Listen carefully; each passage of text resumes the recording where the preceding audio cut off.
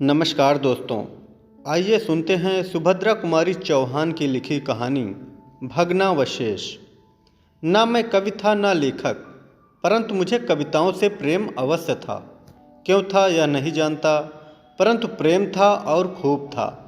मैं प्रायः सभी कवियों की कविताओं को पढ़ा करता था और जो मुझे अधिक रुचती उनकी कटिंग्स भी अपने पास रख लेता था।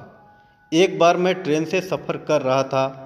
बीच में मुझे एक जगह गाड़ी बदलनी पड़ी। वह जंक्शन तो बड़ा था, परंतु स्टेशन पर खाने पीने की सामग्री ठीक न मिलती थी, इसलिए मुझे शहर जाना पड़ा। बाजार में पहुंचते ही मैंने देखा कि जगह जगह पर बड़े बड़े पोस्टर्स चिपके हुए थे, जिनमें एक बृहद कवि सम्मेलन की सूचना थी और कुछ खास खास कवियों के नाम भी दिए हुए थे। मेरे लिए तो कवि सम्मेलन का ही आकर्षण पर्याप्त था, परंतु कवियों की नामावली को देखकर मेरी उत्कंठा और भी अधिक बढ़ गई। दूसरी ट्रेन से जाने का निश्चय कर जब मैं सम्मेलन के स्थान पर पहुंचा, तो उस समय कविता पाठ प्रारंभ हो चुका था और उर्दू के एक शायर अपनी जोशीली कविता मजलिस के सामने पेश कर रहे थे। दाद भी इतने जोरों से दी जा रही थी कि कविता का सुनना ही कठिन हो गया था। खैर, मैं भी एक तरफ चुपचाप बैठ गया, परंतु चेष्टा करने पर भी आंखें स्थिर न रहती थी, वरन वे किसी की खोज में बार बार विह्वल सी हो उठती थी। कई कवियों ने अपनी अपनी सुंदर रचनाएं सुनाई। सबके बाद एक श्रीमती जी भी धीरे धीरे मंच की ओर अग्रसर होती देख पड़ी। उनकी चाल ढाल तथा रूपरेखा से ही असीम लज्जा एवं संकोच का यथेष्ट परिचय मिल रहा था। किसी प्रकार उन्होंने भी अपनी कविता पढ़ना शुरू किया। अक्षर अक्षर में इतनी वेदना भरी थी कि श्रोतागण मंत्रमुग्ध से होकर उस कविता को सुन रहे थे। वाह वाह, और खूब खूब की तो बात ही क्या। लोगों ने जैसे सांस लेना तक बंद कर दिया था और मेरा तो रोम रोम उस कविता का स्वागत करने के लिए उत्सुक हो रहा था। अब बिना उनसे एक बार मिले वहाँ से चले जाना मेरे लिए असंभव सा हो गया था। अतः इसी निश्चय के अनुसार मैंने अपना जाना फिर कुछ समय के लिए टाल दिया।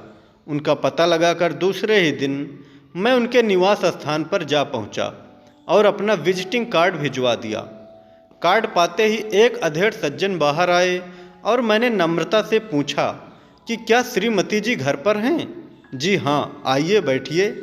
आदर प्रदर्शित करते हुए मैंने कहा, कल के सम्मेलन में उनकी कविता मुझे बहुत पसंद आई, इसलिए मैं उनसे मिलने आया हूँ। वे मुझे अंदर लिवा ले गए। एक कुर्सी पर बैठालते हुए कहा, वह मेरी लड़की हैं, मैं अभी उसे बुलवाए देता हूँ। उन्होंने तुरंत नौकर से भीतर सूचना भेजी और उसके कुछ ही क्षण बाद वे बाहर आती हुई दिखाई पड़ी। परिचय के पश्चात बड़ी देर तक अनेक साहित्यिक विषयों पर उनसे बड़ी बड़ी रुचिकर बातें होती रही। चलने का प्रस्ताव करते ही उन्होंने संध्या समय भोजन के लिए निमंत्रण दे डाला।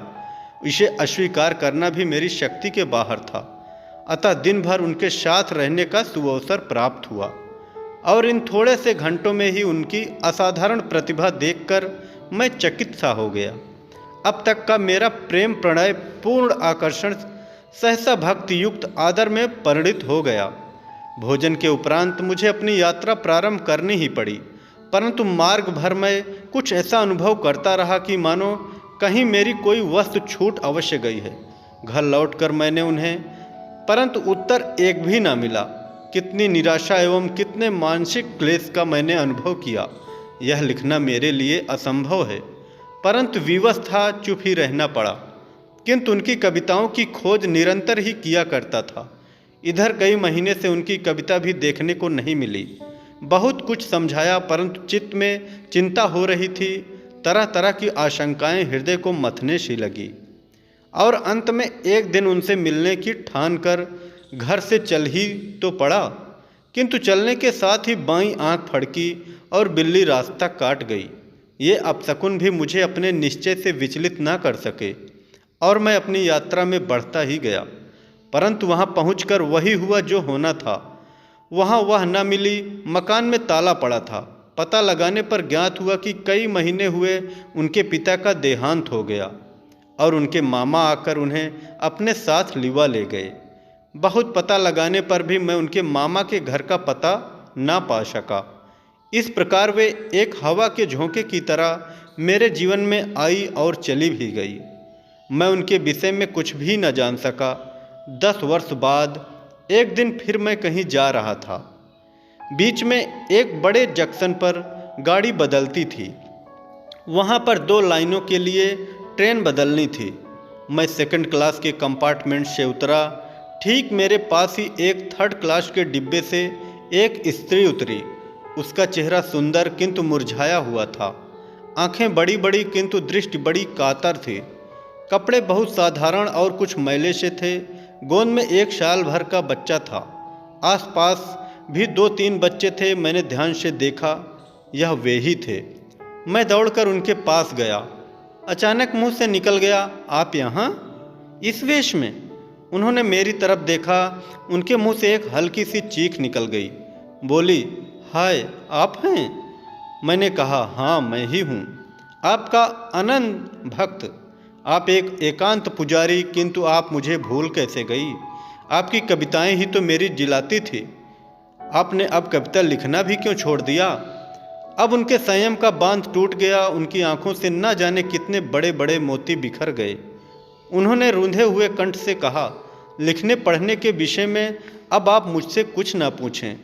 इतने में एक तरफ से एक अधेड़ पुरुष आया और आते ही शायद मेरा उनके पास खड़ा रहना उन सज्जन को न सुहाया। इसीलिए उन्हें बहुत बुरी तरह से झिड़क कर बोले, यहाँ खड़ी खड़ी गप्पे लड़ा रही हो, कुछ हया भी है? वे बोली, ये मेरे पिताजी के। वह अपना वाक्य पूरा भी न कर पाई थी कि वे महापुरुष कड़क उठे, बस चुप रहो, मैं कुछ नहीं सुनना चाहता, चलो सीधी। उन्होंने मेरी तरफ एक बड़ी ही बेधक दृष्टि से देखा। उस दृष्टि में न जाने कितनी करुणा, कितनी विवशता और कितनी कातरता भरी थी। वे अपने पति के पीछे पीछे चली गई। इस प्रकार 10 वर्ष बाद वे फिर एक बार मेरे नैराश्यपूर्ण जीवन के अंधकार में चपला की तरह चमकी और अदृश्य हो गई। वे मुझसे जबरन छीन ली गई। मुझे उनके दर्शन भी दुर्लभ हो गए। कहानी कैसी लगी कमेंट में अवश्य बताएं।